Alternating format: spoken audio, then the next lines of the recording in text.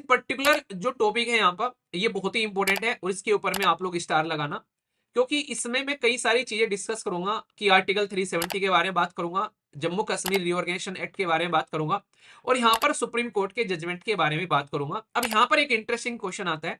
आप लोगों को पता है जम्मू एंड कश्मीर के अंदर में लेफ्टिनेंट गवर्नर के द्वारा कई सारे गवर्नमेंट इंप्लॉय को डिसमिस कर दिया गया कि आर्टिकल 370 को इतनी इंपॉर्टेंस क्यों दी जाती है लोकल जम्मू एंड कश्मीर के अंदर में। पार्लियामेंट असेंबली की जगह डिसीजन ले सकती है, तो पार्लियामेंट असेंबली की जगह ये भी डिसीजन ले सकती है कि भाई आर्टिकल 370 को हम लोग को हटाना है। तो ये खेल खेला गया बकायदा सिस्टमेटिक वे में। अगर आप लोग इसको समझोगे तो आर्टिकल 370 आप लोग मूवी देखना, उसमें बहुत ही सिस्टमेटिक वे में इसको समझाया गया। आगे चलते हैं दोस्तों, यहाँ पर ये पर्टिकुलर जो टॉपिक है यहाँ पर ये बहुत ही इंपॉर्टेंट है और इसके ऊपर में आप लोग स्टार लगाना, क्योंकि इसमें मैं कई सारी चीजें डिस्कस करूंगा कि आर्टिकल 370 के बारे में बात करूंगा, जम्मू कश्मीर रिओर्गेनाइजेशन एक्ट के बारे में बात करूंगा और यहाँ पर सुप्रीम कोर्ट के जजमेंट के बारे में बात करूंगा। और टॉपिक तो हमारा रहेगा ही रहेगा, पूरा का पूरा एडिटोरियल द हिंदू डिस्कशन के अंदर में आप लोगों को देखने को मिल रहा है। तो यहाँ पर इसमें क्या क्या मुद्दे हैं मैं समझा देता हूँ। हमारे देश के अंदर में 2019 एक पर्टिकुलर डे आया जिसमें हम लोगों ने एक डिसीजन लिया कि आर्टिकल 370 को हम लोग हटा देते हैं। और पहली बार हिस्ट्री में ऐसा हुआ कि भाई हम लोगों ने यहाँ पर एक स्टेट यानी कि राज्य को दो यूनियन टेरिटरी में कन्वर्ट कर दिया, एक को जम्मू एंड कश्मीर और दूसरा लद्दाख। और 2019 में ये काम किया गया। उससे पहले जो इलेक्शन हुए थे यहाँ पर, उसको अगर आप लोग देखोगे 10 साल पूरे हो गए 2024 में, तब जाकर फिर से यहाँ पर इलेक्शन हुए और स्टेट हुड का दर्जा भी चला गया और यहाँ पर स्पेशल स्टेटस भी गया। तो इसलिए जब अब यहाँ पर इलेक्शन हो रहे हैं तो सबसे बड़ा फोकस यही किया गया कि भाई इलेक्शन के टाइम पर क्या क्या मैनिफेस्टो लाया जाए, तो जनता को कैसे लुभाए, आज की डेट में ये फोकस निकल कर आता है। तो प्रेजेंट टाइम पर अगर आप लोग ध्यान दोगे यहाँ पर, तो नेशनल पार्टी है बीजेपी और कांग्रेस, रीजनल पार्टी है नेशनल कॉन्फ्रेंस और पीपल्स डेमोक्रेटिक पार्टी। ये सारी की सारी अपने फ्यूचर विजन बता रही है कि अगर ये जीत कर आती है तो राज्य में क्या करेंगे। तो यहाँ पर जो नेशनल कॉन्फ्रेंस और जो पीपल्स डेमोक्रेटिक पार्टी है पीडीपी, उन्होंने तो ये प्रतिज्ञा ली है कि भाई आते ही जम्मू एंड कश्मीर का स्टेटस हम लोग वापस लेकर आएंगे और यहाँ पर आर्टिकल 370 और आर्टिकल 35 को भी यहाँ पर इंक्लूड करेंगे, यानी कि जैसा पहले था वैसा का वैसा ही बनाकर छोड़ेंगे। इन्होंने कसम खा ली है। 5 अगस्त को जो हटाया गया 2019 में, तो उसको फिर से वापस लाने की इन्होंने कसम खा ली है भाई साहब। इसके साथ में इन्होंने ये भी बोला कि पब्लिक सेफ्टी एक्ट के तहत में जो हमारे बहुत सारे जो लीडर हैं जिनको चार्ज किया था, जो डेज में बहुत सारे जेल में यूथ को डाला गया, तो यहाँ पर उनको भी रिलीज किया जाएगा और अनलॉफुल प्रिवेंशन एक्ट के तहत में यहाँ पर जो एक तरीके से डिटेन किया गया उनको भी छुड़ाया जाएगा। अब यहाँ पर एक इंटरेस्टिंग क्वेश्चन आता है। आप लोगों को पता है जम्मू एंड कश्मीर के अंदर में लेफ्टिनेंट गवर्नर के द्वारा कई सारे गवर्नमेंट इंप्लॉय को डिसमिस कर दिया गया संविधान का एक आर्टिकल इस्तेमाल करते हुए। बताइए कौन सा आर्टिकल है वो, जो कि एग्जाम में भी आप लोगों से पूछा गया था। वो पर्टिकुलर आर्टिकल इस्तेमाल करते हुए यहाँ पर उनको डिसमिस इसलिए किया क्योंकि उन्होंने मिलिटेंसी को सपोर्ट किया था यहाँ पर। तो इसके चलते यहाँ पर उनको डिनाई कर दिया गया पासपोर्ट भी और जॉब से भी उनको हटा दिया गया। और कई सारे थे, गवर्नमेंट टीचर भी थे यहाँ पर और पुलिस के तो कई सारे लोग हैं। तो ये क्या बोल रहे हैं जो बेसिकली पॉलिटिकल पार्टी, जो लोकल पॉलिटिकल पार्टी है, कि हम लोग उस डिसीजन को भी रिविजिट करेंगे जिनको डिसमिस किया गया। फिर से उनको यहाँ पर बेसिकली अगर वो यहाँ पर एक तरीके से बेगुनाह है तो उनको फिर से उनकी जॉब वापस दी जाएगी और रिस्टोर करेंगे स्टेट हुड भी यहाँ पर, ये बोला गया। ठीक है, तो इसी के साथ में यहाँ पर ये एक तरीके से रीस्टार्ट करेंगे डायलॉग विद पाकिस्तान भी, जो की प्रोमिस है यहाँ पर। तो मतलब ऐसी ऐसी बातें इनके द्वारा बोली जा रही है जो कि सुनकर अंदर से थोड़ा सा मतलब लगता है कि यार ये मतलब क्या ही बोला जा रहा है। ठीक है, तो आर्टिकल 311 का इस्तेमाल कर कर हमारे देश के जो लेफ्टिनेंट गवर्नर है दिल्ली के, उनके द्वारा सॉरी जो जम्मू एंड कश्मीर के, उनके द्वारा यहाँ पर इनको हटाया गया था। ठीक है, अब यहाँ पर जो प्रेजेंट नेशनल पार्टी क्या बोलते हैं, पहले भारतीय जनता पार्टी, उनका ये मानना है कि भाई आर्टिकल 370 तो नहीं आएगा। ठीक है, और यहाँ पर इसके चलते उन्होंने कांग्रेस को ब्लेम किया कि रीजनल पॉलिटिकल पार्टी के साथ में मिलकर यहाँ पर ये भी इश्यू को पॉलिटिसाइज कर रहे हैं, जो कि गलत तरीका है यहाँ पर। साथ ही साथ में यहाँ पर इन्होंने बोला कि स्टेट हुड को हम लोग लेकर आएंगे, बीजेपी ने बोला, पर लेकिन डेट के बारे में कोई टाइमलाइन नहीं दी कब तक लेकर आएंगे। ठीक है, अब दूसरी पॉलिटिकल पार्टी नेशनल लेवल की कांग्रेस क्या कह रही है? कांग्रेस कह रही है कि जो यहाँ पर हम लोग क्या करेंगे, जो यहाँ पर इलेक्शन होते हैं यहाँ पर, ये एक तरीके से आर्टिकल 370 से रिलेटेड जो भी इश्यूज हैं आज के डेट में उनको एड्रेस करेंगे और प्रॉमिस किया कि कश्मीर के राइट को यहाँ पर हम लोग रिस्टोर करेंगे। पर ये नहीं बोला कि आर्टिकल 370 को रिस्टोर करेंगे, यानी कि आर्टिकल 370 पर बीजेपी और कांग्रेस जो है वो एक ही पाले में आप लोग यहाँ पर नजर आएंगे, जो कि एक पॉजिटिव साइड आप लोग यहाँ पर बोल सकते हो इस पर्टिकुलर मुद्दे की। पॉजिटिव क्यों बोल रहा हूं आगे बताऊंगा। कांग्रेस ने बीजेपी को एक्यूज किया भाई साहब लेफ्टिनेंट गवर्नर जो है वो एक अपॉइंटेड पर्सन है और उनके हाथ में पूरी पावर है। तो कहीं ना कहीं ये गलत है कि भाई एक अपॉइंटेड अथॉरिटी जो है वो यहाँ पर पावर लिए बैठा है, जबकि यहाँ पर लोकल इलेक्टेड लोगों के हाथ में पावर होनी चाहिए थी। ठीक है, तो यहाँ पर इसके चलते वही फिर इनके द्वारा भी आरोप प्रत्यारोप लगाए जा रहे हैं। तो ये पॉलिटिकल पार्टी का मुद्दा है। तो ये तो पूरा एडिटोरियल में है। तो एडिटोरियल का जो पूरा एक ओवरव्यू है वो मैंने आप लोगों को यहाँ पर दे दिया। अभी मैं आप लोगों से बात करूंगा इसके एक्स्ट्रा बैकग्राउंड इंफॉर्मेशन के साथ में कि आर्टिकल 370 को इतनी इंपॉर्टेंस क्यों दी जाती है लोकल जम्मू एंड कश्मीर के अंदर में, और आर्टिकल 370 आया कहां से, इसके लिए ड्राफ्ट किसने तैयार किया गया आर्टिकल 370 के लिए। तो ये बहुत ही इंटरेस्टिंग है। हमारा देश आजाद होता है 1947 में, ये तो आप लोगों को सबको पता है, जो कि आप लोग 15 अगस्त सेलिब्रेट करते हो इंडिपेंडेंस डे के रूप में। तो उस टाइम पर देश तो आजाद हो गया, पर लेकिन कई सारे एरिया ऐसे रह गए जिसमें से जम्मू एंड कश्मीर भी एक था, जिसने यहाँ पर हमारे देश को डायरेक्टली ज्वाइन नहीं किया स्टार्टिंग में। यानी कि इंस्ट्रूमेंट ऑफ एक्सेशन एक डॉक्यूमेंट है कि जो भी इस पे साइन करेगा वो भारत के संविधान के अधीन जो है वो एक तरीके से सारी पावर जो है वो अडेप्ट करता हुआ नजर आएगा। पर हुआ क्या यहाँ पर, बेसिकली सारा रायता फैलाया हुआ था अंग्रेजों का। अंग्रेजों ने क्या बोला कि भाई दो देश बन गए फिलहाल, एक हो गया भारत और दूसरा हो गया पाकिस्तान। तो जो भारत में आना चाहता है वो भारत में चला जाए, जो पाकिस्तान में जाना चाहता है वो पाकिस्तान में चला जाए, और जो इंडिपेंडेंट रहना चाहता है वो इंडिपेंडेंट चला जाए। तो अंग्रेजों ने यहाँ पर जो रायता फैलाया यहाँ पर ये इंडिपेंडेंट वाला, सारी कहानी इससे खराब हुई है, क्योंकि वो चाह ही रहे थे कि कुछ ना कुछ ऐसा मुद्दा छोड़कर जाए ताकि आपस में लड़ते रहे यहाँ पर।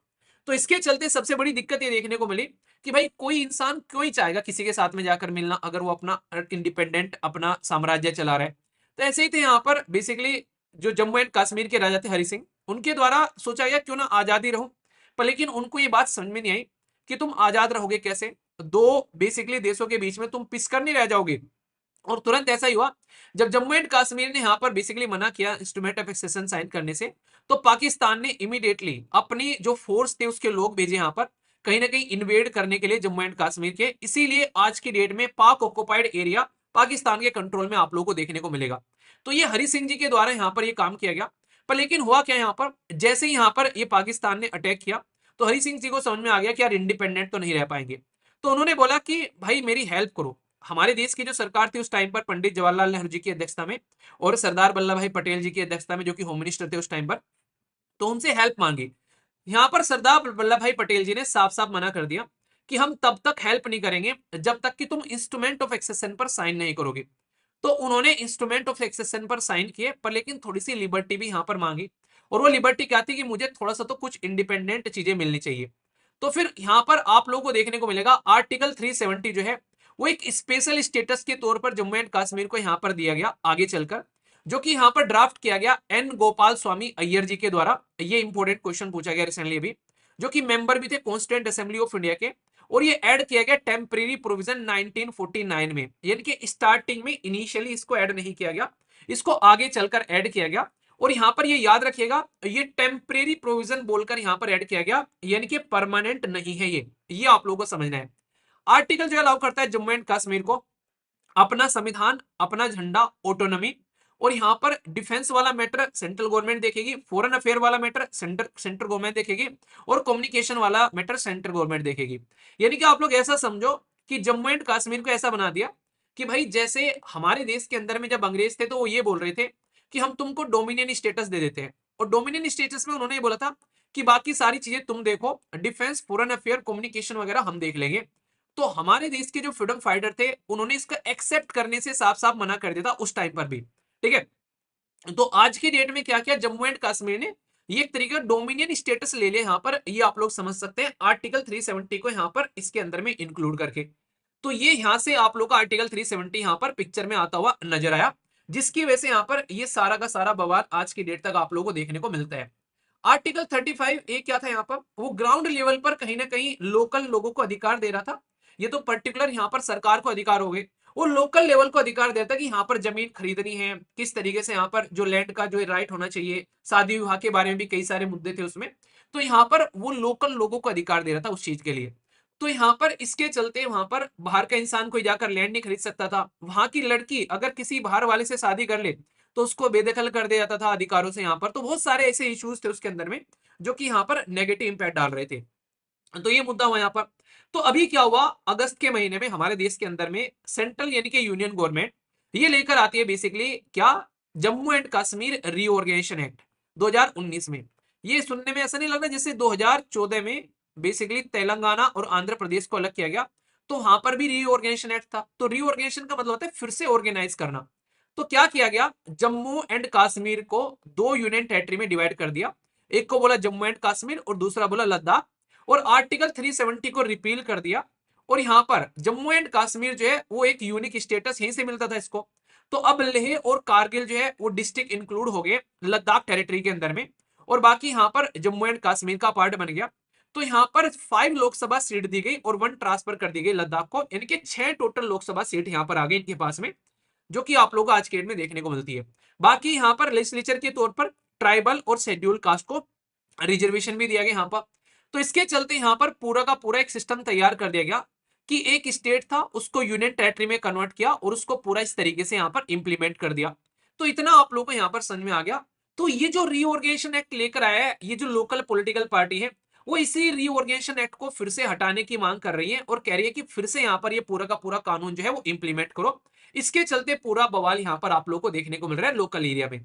तो ये पर्टिकुलर जो कानून है ये इसको यहाँ पर रिपील करने की बात कर रही है जो लोकल पॉलिटिकल पार्टी है, ठीक है। अभी जब यहाँ पर ये मुद्दा पहुंचता है कोर्ट के अंदर में, तो कई सारे लोगों ने आरोप लगाया था कि भाई जबरदस्ती की गई यहाँ पर, क्योंकि जिस तरीके से आर्टिकल 370 हटाया गया है वो मनमाने तरीके से हटाया गया है। ऐसे आर्टिकल 370 आप लोग नहीं हटा सकते। और इस तरीके से आर्टिकल 370 हटाने की पावर किसने दी आप लोगों को यहाँ पर, क्योंकि आर्टिकल 370 अगर हटानी है तो स्टेट की असेंबली हटाएगी, ना कि हमारे देश के अंदर में पार्लियामेंट हटाएगी। पर लेकिन पार्लियामेंट के द्वारा ये कानून पास किया गया, तो यहाँ पर ये अनकॉन्स्टिट्यूशनल है, ये बार बार बोलकर यहाँ पर बोला गया कि कोर्ट के अंदर में इसको ले जाकर रखेंगे और वहां से पता चलेगा कि भाई जो काम किया गया सेंट्रल गवर्नमेंट के द्वारा वो सही है या फिर गलत है। तो इसलिए यहाँ पर ये चीजें यहाँ पर आप लोगों को देखने को मिली, ठीक है। तो अभी मैं आप लोगों को इंटरेस्टिंग चीज बताता हूँ। अब जब हमारे सुप्रीम कोर्ट ने क्या जजमेंट दिया इसको लेकर, तो फाइनली आप लोगों के माइंड में सारी चीजें क्लियर हो जाएंगी। सुप्रीम कोर्ट के अंदर में ये मुद्दा पहुंचता है और संवैधानिक बेंच इस पूरे मुद्दे को सुनते हैं। संवैधानिक बेंच यानी कि कॉन्स्टिट्यूशनल बेंच सुनती है, और हमारे देश के अंदर में कॉन्स्टिट्यूशनल बेंच बनाने का अधिकार जो है कौन से आर्टिकल में मिला हुआ है और किसके हाथ में, ये आप लोग बताना है। इंटरेस्टिंग क्वेश्चन है, कई बार आप लोग को बताया भी है, बाकी आप लोगों को एंड तक बता दूंगा फिर से, ठीक है। कॉन्स्टिट्यूशन बेंच जो है उसने बोला कि जो एब्रोगेशन किया गया आर्टिकल 370 का ये बिल्कुल सही है, ये गलत नहीं है यहाँ पर, और इसको जो प्रोसीजर फॉलो किया गया वो प्रोसीजर भी बिल्कुल सही है। तो यानी कि यहाँ पर उन्होंने बोला कि जिस तरीके से यहाँ पर reorganization of Jammu and Kashmir लेकर आया गया वो बिल्कुल सही पैटर्न फॉलो किया गया, उसमें कहीं पर भी संविधान का उल्लंघन नहीं किया गया, सुप्रीम कोर्ट ने ये बोला। पर लेकिन ऐसा क्यों, क्योंकि भाई साहब बोला गया था कि असेंबली यहाँ पर इसको हटाएगी, यहाँ तो पार्लियामेंट हटा रही है। अब इसको समझो, यहां पर हमारे देश के अंदर में प्रोविजन है कि अगर आज की डेट में कोई स्टेट के अंदर में अगर प्रेसिडेंट रूल यानी कि गवर्नर अगर वहां पर लीड कर रहे हैं, तो उसकी सारी डिसीजन मेकिंग कैपेबिलिटी जो है वो पार्लियामेंट के हाथ में चली जाती है, यानी कि पार्लियामेंट ही उस टाइम पर उसके डिसीजन ले सकती है। तो जब पार्लियामेंट असेंबली की जगह डिसीजन ले सकती है, तो पार्लियामेंट असेंबली की जगह ये भी डिसीजन ले सकती है कि भाई आर्टिकल 370 को हम लोग को हटाना है। तो ये खेल खेला गया बकायदा सिस्टमेटिक वे में, अगर आप लोग इसको समझोगे तो आर्टिकल 370 आप लोग मूवी देखना, उसमें बहुत ही सिस्टमेटिक वे में इसको समझाया गया है। मैं थोड़ा सा ब्रीफ आप लोग कर देता हूं ताकि आप लोग को मूवी समझने में भी आसानी रहे। हमारे देश के अंदर में जो भारतीय जनता पार्टी है वो पीडीपी के साथ में जाकर एक सरकार बनाती है गठबंधन में। तो गठबंधन में सरकार बनाती है और पीडीपी मान जाती है और दोनों के दोनों गवर्नमेंट चलाने लगते हैं। पर लेकिन बीच में जाके भारतीय जनता पार्टी जो है वो अपना हाथ खींच लेती है पीडीपी से, और यहां पर क्या होता है, ये माइनॉरिटी गवर्नमेंट बन जाती है, यानी कि सरकार गिर जाती है। तो सरकार गिरने की वजह से वहां पर लग जाता है प्रेसिडेंट रूल, और लेफ्टिनेंट गवर्नर को अपॉइंट कर दिया जाता है भारतीय जनता पार्टी के द्वारा। तो वहां पर लेफ्टिनेंट गवर्नर अपॉइंट कर दिया, तो यानी कि प्रेसिडेंट का रिप्रेजेंटेटिव हो गया वहां पर। तो अब सारी की सारी स्टेट की जो पावर है वो भाई साहब आ गई यहाँ पर पार्लियामेंट के हाथ में। अब पार्लियामेंट यहाँ पर जब इसके हाथ में स्टेट की सारी पावर आ जाती है, तो पार्लियामेंट ये पावर रखती है कि भाई वो जो चाहे असेंबली के हिसाब से वहां पर वो कर सकती है। तो इसलिए यहां पर जो काम किया गया उसी तरीके से किया गया कि भाई कहीं ना कहीं एक तरीके से अब पूरी पावर पार्लियामेंट के हाथ में, तो हम आर्टिकल 370 हटा सकते हैं, और उन्होंने आर्टिकल 370 हटाने के लिए पार्लियामेंट में बिल पास करा लिया यहां पर।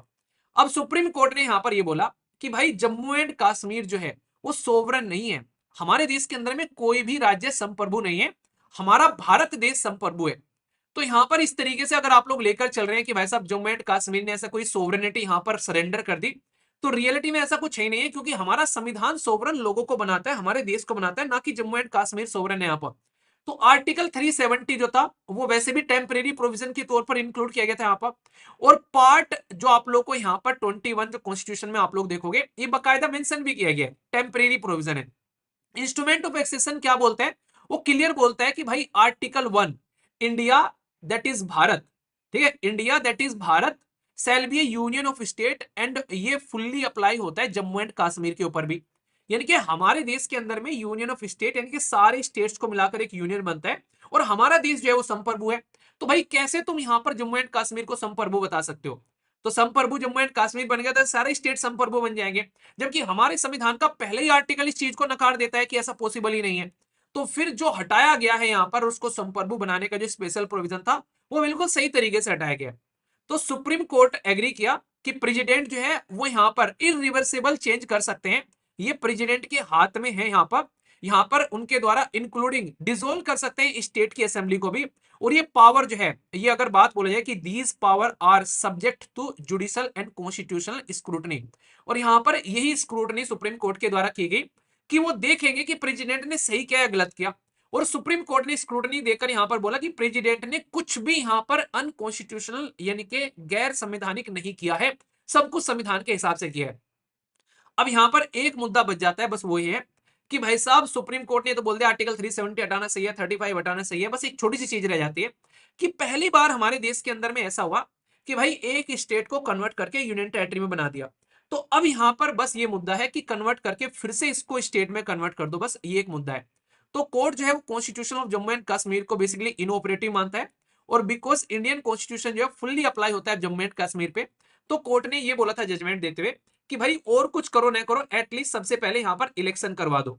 अब इलेक्शन करवाने की बात कोर्ट ने बोली थी, तो यहां पर उसने बोला था कि सितंबर के अंदर में इलेक्शन करवा देना, और आप लोगों को पता है सितंबर के अंदर में यहां पर इलेक्शन हो गए, और साथ ही साथ में यहां पर अभी आप लोगों को प्रॉपर गवर्नमेंट देखने को मिली यहां पर, जैसे फाइनल रिजल्ट आता है 8 तारीख को।